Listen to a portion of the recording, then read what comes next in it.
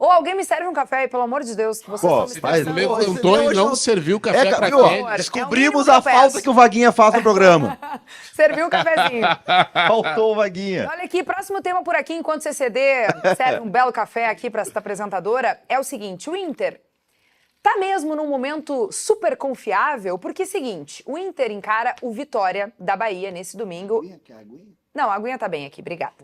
É o adversário que, não sei se é o momento, porque o Inter tá super embalado, mas vale lembrar, eliminou o Colorado no Beira-Rio em 2021 e na história tem o mesmo número de triunfos que o Colorado nesse confronto direto, 17 vitórias para cada.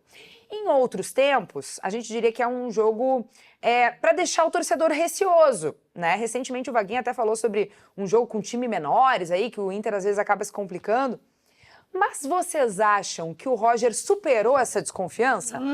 Kelly, tá tudo bem. Torcedor colorado vai de boa pro Beira-Rio domingo, porque eu tenho uma coisa que pra mim ela é básica no futebol e é o campo. O Inter tem desempenho. Não tem debate sobre isso e qualquer resultado que não seja uma vitória do Inter sobre o Vitória no Beira-Rio é muito fora da curva mesmo, num contexto muito adverso da partida. O Inter tá jogando bola e dessa forma é muito difícil superar o Inter, principalmente jogando em casa. A gente viu aí, o São Paulo foi enfraquecido com um time reserva, mas que ainda era o São Paulo, sofreu na mão do Inter dentro do Morumbi. O Bragantino escapou de perder pro Inter, o Inter, claro, teve suas falhas também pro Bragantino empatar o jogo, mas o Inter poderia ter feito 3-4-2 no Bragantino. Então, em casa, com o desempenho que o Inter vem jogando, a tendência é de vitória. Isso aqui, ó, nesse momento, no Segue o Fio, lá da Bahia, o torcedor do Vitória, ele tá aqui... No Segue o Pelourinho, o torcedor do Vitória tá que nem o CCD sobre Botafogo e Grêmio. Ele tá assim... É um jogo de... O assunto é do Inter, não me envolve. É um jogo não assim, tem nada a ver com É isso um aí. jogo da derrota pro time do Vitória. o Inter é favorito, mas é claro que tem que ter alguns cuidados, né? Por exemplo, contra o Bragantino, o Inter sofreu ali, os gols que o Inter sofreu foram parecidos na maneira como o Inter marcou errado ali à frente da área, então são ajustes que o Roger tem que fazer. O Inter fez agora uma sequência de jogos, jogou domingo, quarta, vai jogar domingo, o Vitória descansou a semana inteira. Então, assim, é um jogo, tem a questão da zaga, né, que agora entra o Igor Gomes não foi bem lá em Bragança e tal. Acho que tem alguns pequenos ajustes, mas o caminho pro Inter ganhar o jogo tá no jogo do Cuiabá, né? Que é começar pressionando, é começar lá em cima, Eu acho que foi em empurrar relação o adversário a para esse trás. jogo que o Vaguinha falou que tava receoso. Eu acho que foi contra o É que Cuiabá. o Inter do Porque era um Roger, outro momento. o Inter do Roger ele vai exorcizando alguns fantasmas. Sim. Tá? O primeiro, o Juventude. O Inter vence o Juventude no Beira-Rio, que estava ali numa sequência horrível de derrotas, de resultados ruins, vence o Juventude.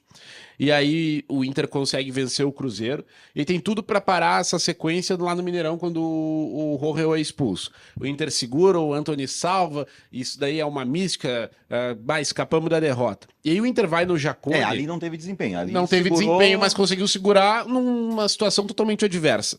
E aí o Inter vai pro Jacone e vence o Juventude, da mesma forma que venceu o São Paulo, ao natural. Poderia ser mais. E aí todo mundo tava, mas até aqui o Inter não pegou nenhum time muito qualificado. E aí tem o Fortaleza. E o Inter vence o Fortaleza, que era até aquele momento ainda era uma grande sensação. O Inter vence o Fortaleza. Tá, então agora o Inter venceu um time organizado. Sim. Qual é o que o Inter ainda tem que provar? Agora é o Cuiabá. Cuiabá em casa, o fantasma dentro de casa, o Inter vai lá, vence. Eu tenho a escalação O Inter Vitória. vence o Cuiabá, 3-0. Eu tenho a E escalação agora é o do São Vitória. Paulo fora de casa. Vence o São Paulo. Já falou isso aí, meu. Eu não falei. Fez um retrospecto longo. O CCD quer dar uma olhada naquela...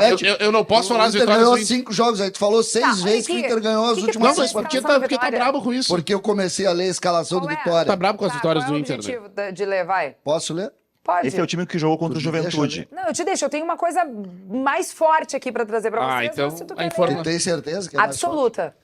Escalação do Vitória. Time que ganhou do Juventude na rodada Goleiro passada. número 22. Muriel. Ai, meu Deus. Parou por que aí? vocês são assim, hein?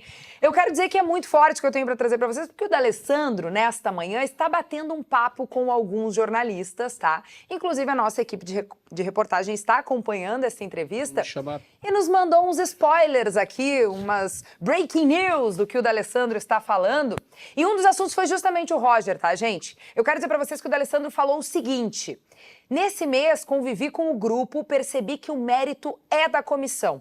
Percebi mudança de ambiente, de atitude, de comportamento dos atletas pela performance que se mostrou nesses últimos 6 ou 7 jogos. Isso é muito importante para o resultado final. D'Alessandro chegou, mas foi só um complemento, que depende dos atletas e da comissão técnica. Essas são palavras do D'Alessandro, falando até dele mesmo, né? Mas comentando muito sobre o trabalho consistente que vem fazendo o Roger Machado. Tá aí a imagem dessa entrevista, desse papo que ele tá tendo com jornalistas, o D'Alessandro ali com a sua mateira, com o seu mate, né, bem preparado. Deve ser um mate dos bons, né? Um belo mate argentino. Assim, isso é óbvio, né, que o D'Alessandro não vai chegar lá e falar assim, não, eu faço parte, né, o Inter tá jogando melhor porque eu cheguei aqui e tal. É óbvio que e o mérito é da comissão técnica, assim. O trabalho do D'Alessandro é um trabalho que vai aparecer, não vai aparecer pra gente, né, publicamente, vai aparecer, a gente vai conseguir descobrir em bastidores, é quando tiver uma rusga. Por exemplo, o Valência começou a ficar insatisfeito porque tá no banco. Né? Não gostou de uma coisa, daí o D'Alessandro tem que agir para evitar que isso aí se torne um grande problema. Tá, não tem a ver com o time jogar. Mas o D'Alessandro fala que o ambiente tá muito bom, então talvez não chegue nesse ponto de ter essa ambiente hoje rusga. tá bom assim, o Roger acabou de chegar, né? Esse tipo de atrito, de desgaste de comissão técnica com o treinador, acontece lá na frente. Né? Normalmente quando tem resultado ruim, e aí demora um tempo para acontecer. Bastidor no futebol. Quando tem resultado ruim, com vitória vai. Bastidor no futebol é exatamente isso que o Munari falou. Vitória passa por cima. Vitória, quando tu ganha, só tem bastidor positivo.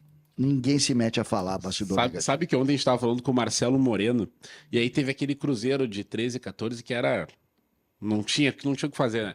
E ele falou exatamente isso do bastidor. Antes dos jogos, eles estavam ali na resenha, no vestiário, eles falavam: e aí, vamos ganhar de quanto hoje?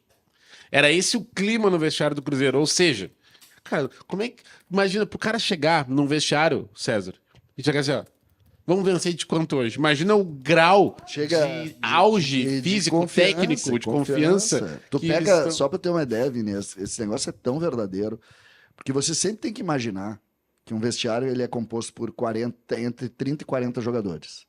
Destes, jogam 18.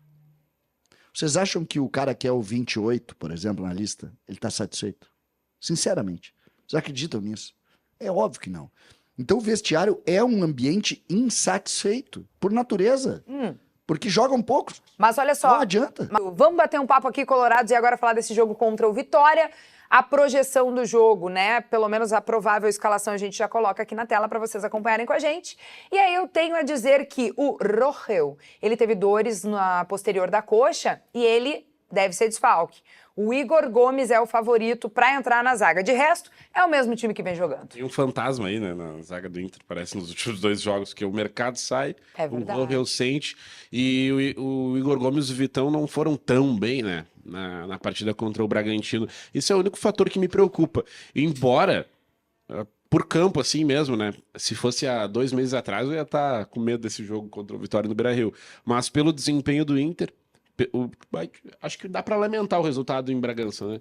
Sim. Dá pra lamentar. Então, pelo que o Inter jogou contra o São Paulo, jogou contra o Bragantino, agora voltando pra casa, tendência é que consiga vencer o Vitória dentro do Beira-Rio. Só essa zaga me preocupa, assim, pra continuação. Embora o Rogel não seja um diamante de zagueiro, acho ele ainda um pouco melhor que o Igor Gomes.